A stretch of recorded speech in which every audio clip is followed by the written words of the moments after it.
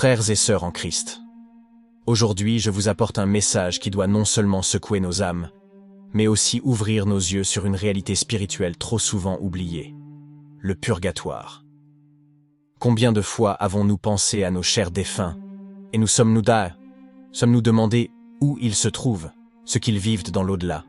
Les Écritures et les expériences des saints nous offrent une vision profonde de ce lieu de purification. Mais aujourd'hui, je veux me concentrer sur une témoin privilégiée qui a eu des rencontres extraordinaires avec les âmes du purgatoire. Sainte Marguerite Marie Alacoque. Sa vie est un phare qui illumine le sombre chemin du purgatoire, nous révélant l'importance de la prière et de la charité pour les défunts. Sainte Marguerite Marie Alacoque, connue surtout pour sa dévotion au Sacré-Cœur de Jésus, fut aussi l'une des âmes élues à qui le Seigneur permit de voir et d'expérimenter les souffrances des âmes du purgatoire. Ces âmes ne sont pas oubliées par Dieu, mais sont purifiées, préparées pour la vision béatifique. Elles souffrent, c'est vrai, mais elles le font avec l'espoir de la rédemption.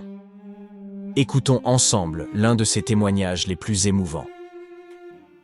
Alors que j'étais devant le Saint-Sacrement le jour de la fête Dieu, une personne tout enflammée se présenta soudain devant moi, dont les ardeurs me pénétrèrent si fortement qu'il me semblait brûler avec elle. L'état pitoyable dans lequel elle me montra qu'elle se trouvait au purgatoire me fit verser de nombreuses larmes. Elle me dit qu'elle était ce religieux bénédictin qui m'avait un jour écouté en confession et m'avait ordonné de recevoir la Sainte Communion.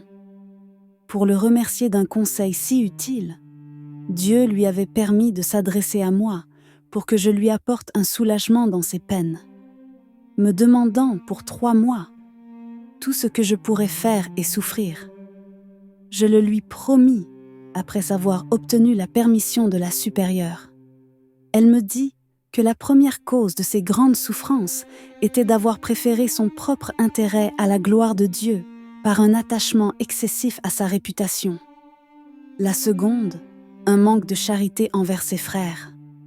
Et la troisième, un attachement excessif aux créatures, manifesté dans des entretiens spirituels, ce qui déplaît beaucoup à Dieu. Que nous dit cette révélation, chers frères et sœurs? Il ne suffit pas d'être bon en apparence. Il ne suffit pas d'être religieux de façade. Dieu regarde le cœur, et même les petits manques de charité et les attachements excessifs peuvent retarder notre entrée au paradis. Ce bénédictin souffrait pour ses péchés, mais Dieu, dans son infinie miséricorde, lui a donné un chemin de rédemption. Sainte Marguerite nous enseigne que chaque acte de charité, chaque prière, chaque souffrance offerte avec amour, peut apporter du soulagement aux âmes du purgatoire. Il me serait difficile de raconter combien j'ai souffert pendant ces 3 mois. Il ne me quittait jamais, et il me semblait que son côté, près duquel il se trouvait, était entouré de flammes de feu, avec des douleurs si aiguës qu'il gémissait et pleurait presque continuellement. La supérieure, prise de compassion, me donnait de bonnes pénitences, surtout des disciplines.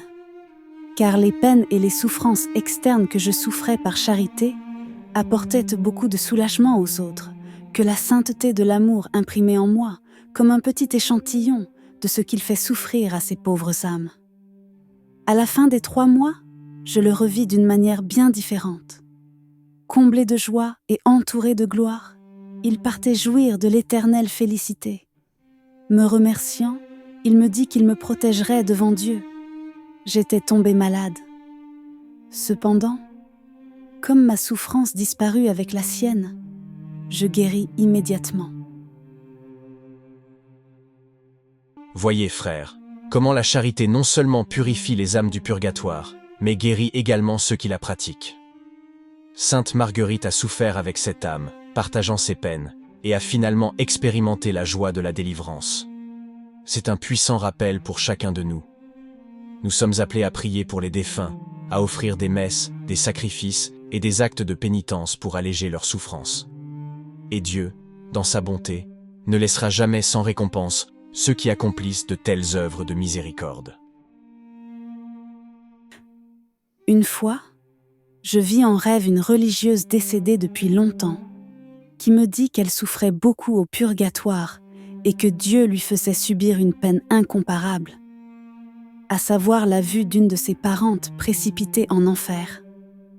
Je me réveillais à ces paroles, dans des angoisses si grandes qu'il me semblait qu'elle me les avait données. Je sentais mon corps en morceaux, au point que je pouvais à peine bouger. Mais comme on ne doit pas croire aux rêves, je n'y fis pas grand cas. Mais elle me força à y prêter attention malgré moi. Elle insistait tellement qu'elle ne me laissait aucun répit, me disant sans cesse « Prie Dieu pour moi, offre tes souffrances unies à celles de Jésus-Christ pour alléger les miennes. Donne-moi tout ce que tu feras jusqu'au premier vendredi de mai, jour où tu communieras pour moi. » Ce que je fis avec la permission de la supérieure. Mais ma peine augmenta tellement qu'elle m'oppressait, sans que je puisse trouver de soulagement ni de repos. L'obéissance me fit me retirer pour me reposer, mais à peine étais-je couchée, il me semblait qu'elle était à côté de moi, me disant ces paroles. « Te voici allongée confortablement. Regarde-moi allongée sur un lit de flammes, où je souffre des maux intolérables. » Elle me montra ce lit horrible qui me fait frémir chaque fois que j'y pense, car le matelas était fait de pointes acérées, toutes de feu qui pénétraient dans sa chair. Elle me dit que c'était à cause de sa paresse et de sa négligence dans l'observance des règles et de son infidélité envers Dieu. Mon cœur est déchiré avec des peignes de fer incandescents, et c'est mon tourment le plus cruel à cause des pensées de murmures et de critiques que j'ai nourries contre les supérieurs. Et ma langue est rongée par des parasites pour punir les paroles que j'ai dites contre la charité. Et pour avoir manqué de silence, voici ma bouche, toute ulcérée. Ah, comme je voudrais que toutes les âmes consacrées à Dieu puissent me voir dans ce tourment horrible.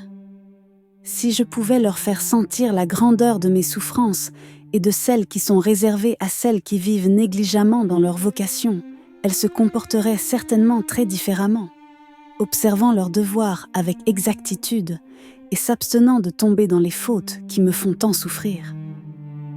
Cette religieuse nous donne une image terrible mais nécessaire des souffrances du purgatoire. Combien d'âmes consacrées, qui ont donné leur vie à Dieu, se sont ensuite laissées entraîner par la paresse spirituelle et la négligence. Combien d'entre elles, tout comme nous, laïcs, ont péché par la langue, manquant de charité, murmurant et critiquant. Et pourtant, ce témoignage nous rappelle également qu'il y a de l'espoir, que même après la mort, Dieu offre un chemin de purification. Il n'y a pas de désespoir au purgatoire, il y a de la douleur, oui, mais aussi la certitude d'être aimé et attendu dans le royaume des cieux. Cette religieuse ne demande pas seulement des prières pour elle, mais pour toutes les âmes qui, comme elle, souffrent et se repentent de leurs péchés. Frères, dans ces témoignages, il n'y a pas seulement la peur du jugement, mais surtout un appel à l'amour. Dieu nous aime tant qu'il nous donne toujours une voie de rédemption, même après la mort. Mais nous, qui sommes encore en vie, avons une grande responsabilité, prier et offrir des sacrifices pour nos chers défunts, pour ceux qui expient encore leurs fautes au purgatoire. Si vous avez à cœur les âmes de vos proches, si vous souhaitez en savoir plus sur la manière dont nos prières peuvent soulager les souffrances de ceux qui sont au purgatoire, je vous invite à vous abonner à notre chaîne. Non seulement pour rester informé des prochaines vidéos, mais pour faire partie d'une communauté de prière et de foi, unis dans le désir de faire le bien, non seulement pour nous-mêmes, mais aussi pour les âmes qui attendent notre intercession. Que Dieu vous bénisse et nous accorde d'être des instruments de paix et de miséricorde pour tous ceux qui marchent encore vers la lumière éternelle.